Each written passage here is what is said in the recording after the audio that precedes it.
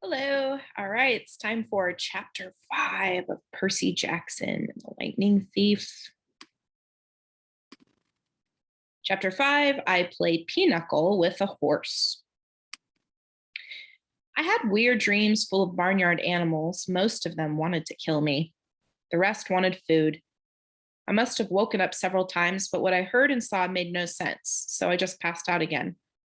I remember lying in a soft bed being spoon fed something that tasted like buttered popcorn, only it was pudding. The girl with curly blonde hair hovered over me, smirking as she scraped drips off my chin with the spoon. When she saw my eyes open, she asked, "What will happen at the summer solstice?" I managed to croak, "What?"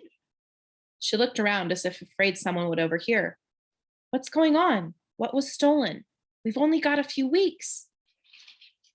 "I'm sorry," I mumbled. "I don't." Somebody knocked on the door, and the girl quickly filled my mouth with pudding. The next time I woke up, the girl was gone.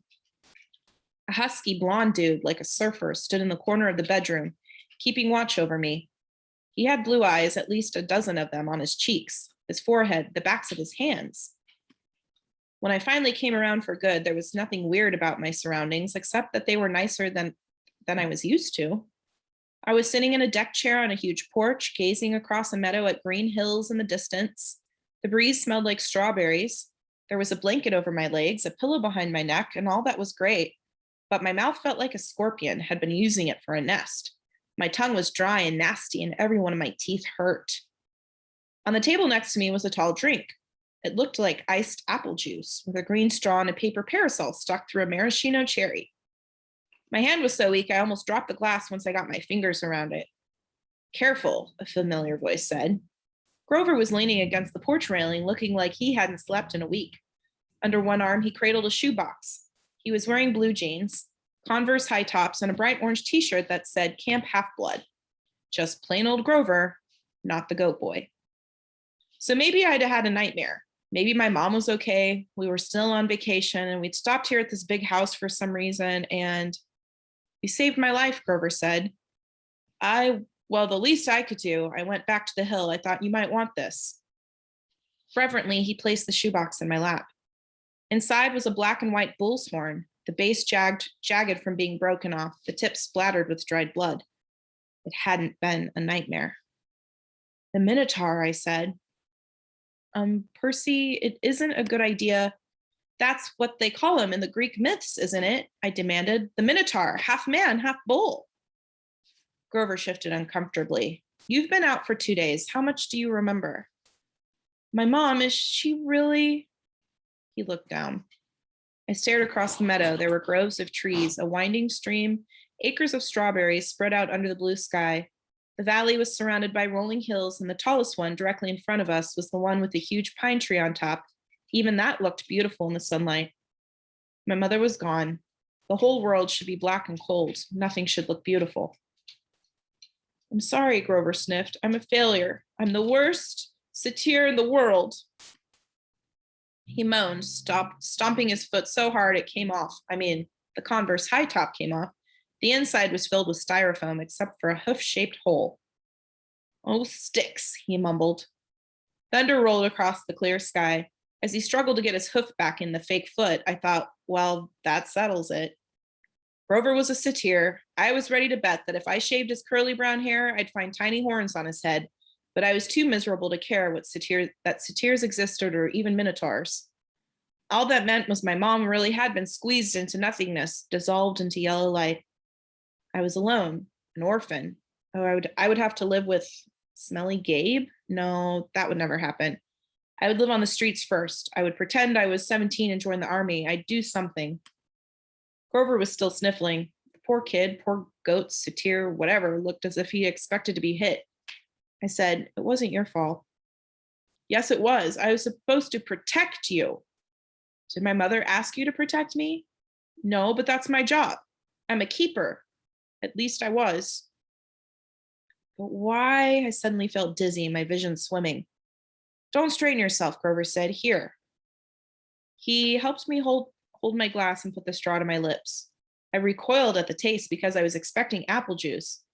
It wasn't that at all. It was chocolate chip cookies. Liquid cookies, and not just any cookies. My mom's homemade blue chocolate chip cookies, buttery and hot, with the chips still melting.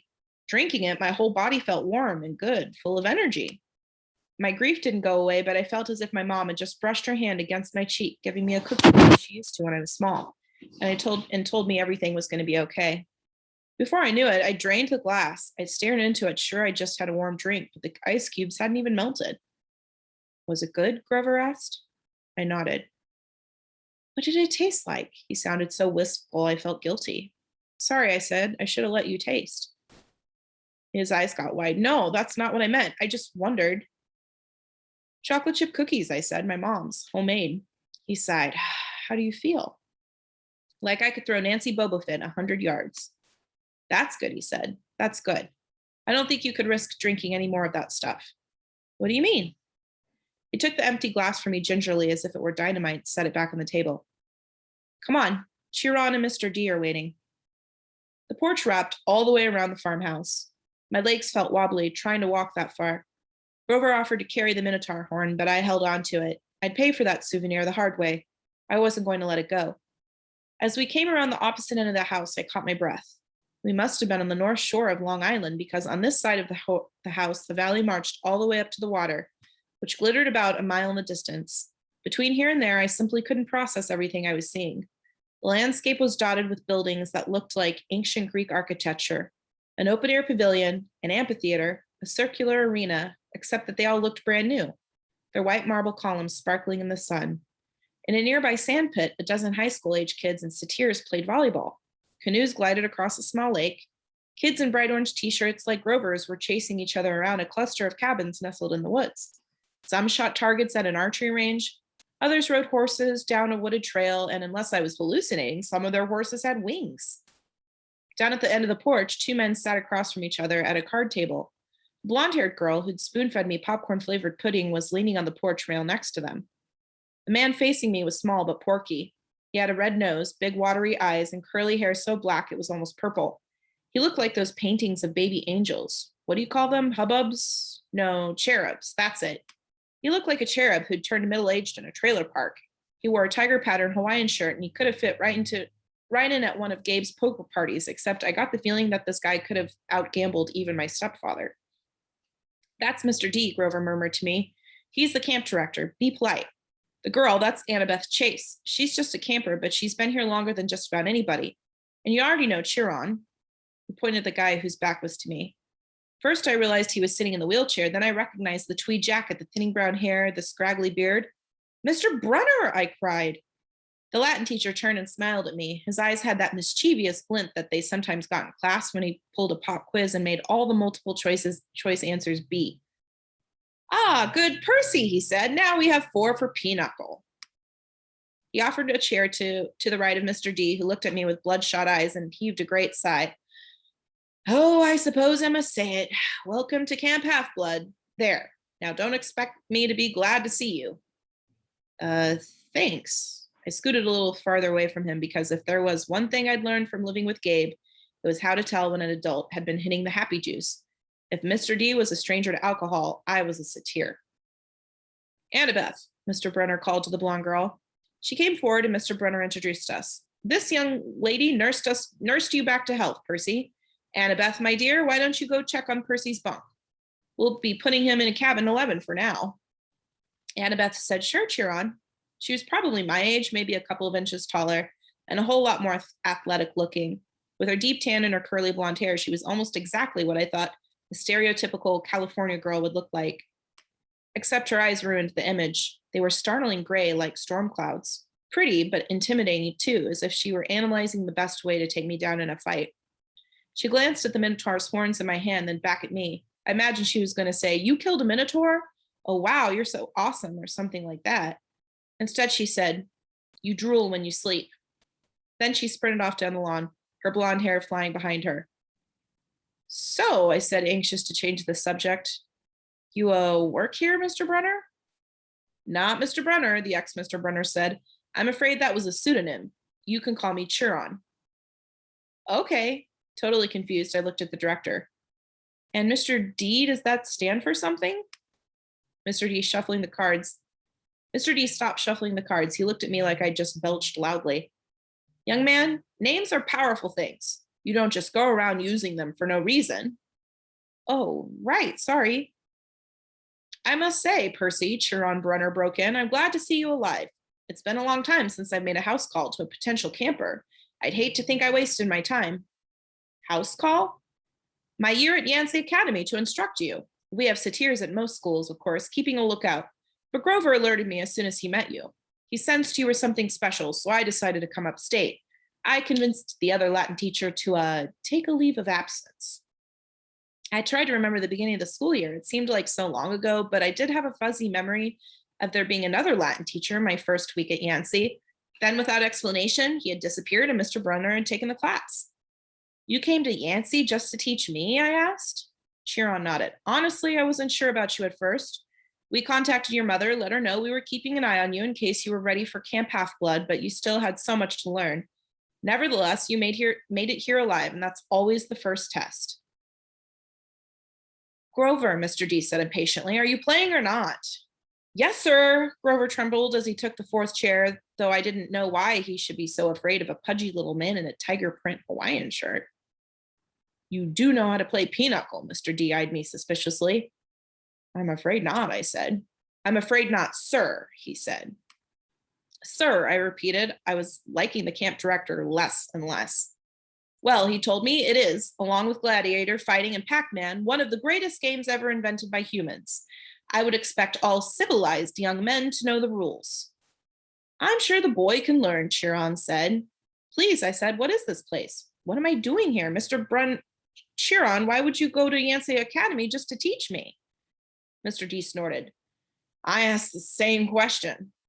The camp director dealt the cards. Grover flinched every time one landed in his pile. Chiron smiled at me sympathetically, the way he used to in Latin class, as if to let me know that no matter what my average was, I was his star student. He expected me to have the right answer. Percy, he said, did your mother tell you nothing? She said, I remembered her sad eyes looking out over the sea. She told me she was afraid to send me here, even though my father had wanted her to. She said that once I was here, I probably couldn't leave. She wanted to keep me close to her. Typical, Mr. D said. That's how they usually get killed. Young man, are you bidding or not? What? I asked. He explained impatiently how to bid in pinochle, and so I did. I'm afraid there's too much to tell, Chiron said. I'm afraid our usual orientation film won't be sufficient. Orientation film? I asked. No, Chiron decided. Well, Percy, you know your friend Grover is a satyr. You know, he pointed to the horn in the shoebox, that you have killed the Minotaur. No small feat either, lad. What you may not know is that great powers are at work in your life. Gods. The forces you call the Greek gods are very much alive. I stared at the others around the table. I waited for somebody to yell, not, but all I got was Mr. D yelling, oh, a royal marriage, trick, trick, he cackled as he tallied up his points. Mr. D, Grover asked timidly, if you're not going to eat it, could I have your Diet Coke can? Oh, all right. Grover bit a huge shard of the empty aluminum can and chewed it mournfully. Wait, I told Chiron, you're telling me there's such a thing as God? Well now, Chiron said, God, capital G, God, that's a different matter altogether. We shan't deal with the metaphysical. Metaphysical? But we're just talking about, gods, plural, as in great beings that control the forces of nature and human endeavors. The immortal gods of Olympus. That's a smaller matter. Smaller? Yes, quite. The gods we discussed in Latin class. Zeus, I said. Hera, Apollo. You mean them? And there it was. Again, distant thunder on a cloudless day. Young man, said Mr. D, I would really be less casual about throwing those names around if I were you. But they're stories, I said. They're myths to explain lightning and the seasons and stuff. They're what people believed before there was science. Science, Mr. D scoffed. And tell me, Percy Jackson. I flinched when he said my real name, which I never told anybody. What will people think of your science 2,000 years from now? Mr. D continued. They will call it primitive mumbo jumbo. That's what. Oh, I love mortals. They have absolutely no sense of perspective. They think they've come so far.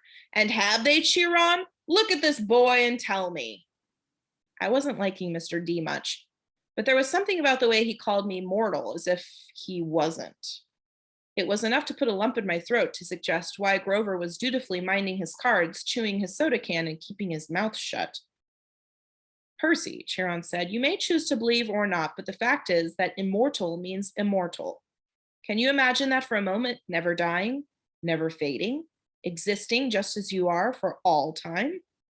I was about to answer off the top of my head that it sounded like a pretty good deal, but the tone of Chiron's voice made me hesitate. You mean whether people believed in you or not, I said. Exactly, Chiron agreed. If you were a god, how would you like being called a myth, an old story to explain lightning? What if I told you, Percy Jackson, that someday people would call you a myth, just created to explain how little boys can get over losing their mothers? My heart pounded. He was trying to make me angry for some reason, but I wasn't going to let him. I said, I wouldn't like it, but I don't believe in gods. Oh, you better, Mr. D murmured, before one of them incinerates you. Grover said, please, sir, he's just lost his mother. He's in shock. A lucky thing, too, Mr. D grumbled, playing a card. Bad enough I'm confined to this miserable job working with boys who don't even believe. He waved his hand and a goblet appeared on the table as if the sunlight had bent momentarily and woven the air into a glass. The goblet filled itself with red wine. My jaw dropped, but Chiron hardly looked up. Mr. D, he warned, your restrictions. Mr. D looked at the wine in feigned surprise. Dear me, he looked at the sky and yelled, old habits, sorry. More thunder. Mr. D waved his hand again, and the wine glass changed into a fresh can of Diet Coke. He sighed unhappily, popped the top of the soda, and went back to his card game. Chiron winked at me. Mr. D offended his father a while back, took a fancy to a wood nymph who'd been declared off limits. A wood nymph? I repeated, still staring at the Diet Coke can like it was from outer space. Yes, Mr. D confessed, father loves to punish me. The first time, prohibition, ghastly, absolutely horrid 10 years. The second time, well, she really was pretty and I couldn't stay away. The second time he sent me here. Half-Blood Hills, summer camp for brats like you. Be a better influence, he told me. Work with youths rather than tearing them down. Ha! Absolutely unfair. Mr. D sounded about 6 years old, like a pouting little kid. And I stammered, your father is... De immortales, Chiron, Mr. D said. I thought you taught this boy the basics. My father is Zeus, of course. I ran through D names from Greek mythology. Wine, the skin of a tiger, the satyrs all seemed to work here. The way Grover cringed as if Mr. D were his master. You're Dionysus, I said, the god of wine? Mr. D rolled his eyes. What do they say these days, Grover? Do the children say, well, duh? Yes, Mr. D. Then, well, duh, Percy Jackson. Do you think I was Aphrodite, perhaps? You're a god. Yes, child. A god. You.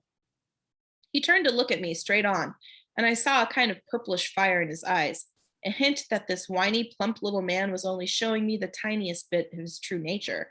I saw visions of grapevines choking unbelievers to death, drunken warriors insane with battle, sailors screaming as their hands turned to flippers, their faces elongating into dolphin snouts. I knew that if I pushed him, Mr. D would show me worse things. He would plant a disease in my brain that would leave me wearing a straitjacket in a rubber room for the rest of my life. Would you like to test me, child? He said quietly. No. No, sir. The fire died a little. He turned back to his card game. I believe I win. Not quite, Mr. D, Chiron said. He sat down straight, tallied the points, and said, the game goes to me. I thought Mr. D was going to vaporize Chiron right out of his wheelchair, but he just sighed through his nose as if he were used to being beaten by the Latin teacher. He got up and Grover rose too. I'm tired, Mr. D said. I believe I'll take a nap before the sing-along tonight. But first, Grover, we need to talk, again, about your less than perfect performance on this assignment. Grover's face beaded with sweat. Yes, sir. Mr. D turned to me. Cabin 11, Percy Jackson, and mind your manners. He swept into the farmhouse, Grover following miserably. Will Grover be okay? I asked Chiron. Chiron nodded, though he looked a bit troubled. Old Dionysus isn't really mad. He just hates his job. He's been grounded, I guess you would say, and he can't stand waiting another century before he's allowed to go back to Olympus. Mount Olympus, I said. You're telling me that really is there. You're telling me there really is a palace there? Well, now there's Mount Olympus in Greece, and then there's the home of the gods, the convergence points of their powers, which did indeed used to be on Mount Olympus. It's still called Mount Olympus out of respect to the old ways, but the palace moves, Percy, just as the gods do. You mean the Greek gods are here, like in America? Well, certainly. The gods moved with the heart of the West. The what? Come now, Percy, what would you call Western civilization? Do you think it's just an abstract concept? No, it's a living force, a collective consciousness that has burned bright for thousands of years. The gods are part of it. You might even say they are the source of it, or at least they are tied so tightly to it that they couldn't possibly fade. Not unless all of Western civilization were obliterated. The fire started in Greece. Then, as you well know, or as I hope you know, since you passed my course, the heart of the fire moved to Rome, and so did the gods. Oh, different names, perhaps Jupiter for Zeus, Venus for Aphrodite, and so on, but the same forces, the same gods. And then they died? Died? No. Did the West die? The gods simply moved to Germany, to France, to Spain for a while, wherever the flame was the brightest. The gods were there. They spent several centuries in England. All you need to do is look at the architecture. People do not forget the gods. Every place they've ruled for the last 3,000 years, you can see them in paintings and statues on the most important buildings. And yes, Percy, of course, they are now in the United States. Look at your symbol, the eagle of Zeus. Look at the statue of Prometheus in Rockefeller Center, the Greek facades of the government buildings in Washington. I defy you to find any American city where the Olympians were not prominently displayed in multiple places. Like it or not, and believe me, plenty of people weren't very fond of Rome either. America is now the heart of the flame. It is the great power of the West, and so Olympus is here, and we are here. Oh, so much we could talk about with that, with civilization and that. Okay. It was all too much, especially the fact that I seemed to be included in Chiron's we as if I were part of some club. Who are you, Chiron? Who am I? Chiron smiled. He shifted his weight as if he were going to get up out of his wheelchair, but I knew that was impossible. He was paralyzed from the waist down. Who are you? He mused. Well, that's the question we all want answered, isn't it? But for now, we should get you a bunk in cabin 11. There will be new friends to meet and plenty of time for lessons tomorrow. Besides, there will be s'mores at the campfire tonight, and I simply adore chocolate. And then he did rise from his wheelchair, but there was something odd about the way he did it. His blanket fell away from his legs, but the legs didn't move. His waist kept getting longer, rising above his belt. At first, I thought he was wearing very long white velvet underwear, but as he kept rising out of the chair, taller than any man, I realized that the velvet underwear wasn't underwear. It was the front of an animal, muscle and sinew under coarse white fur. And the wheelchair wasn't a chair, it was some kind of container, an enormous box on wheels. And it must have been magic because there's no way it could have held all of him. A leg came out, long and knobby-kneed, and was a huge polished hoof. Then another front leg, then hindquarters, and then the box was empty, nothing but a metal shell with a couple of fake human legs attached. I stared at the horse who had just sprung from the wheelchair, a huge white stallion. But where its neck should be was the upper body of my Latin teacher, smoothly grafted to the horse's trunk. What a relief, the centaur said. I've been cooped up in here so long, my fetlocks had fallen asleep. Now come, Percy Jackson, let's meet the other campers. And we'll stop there for today.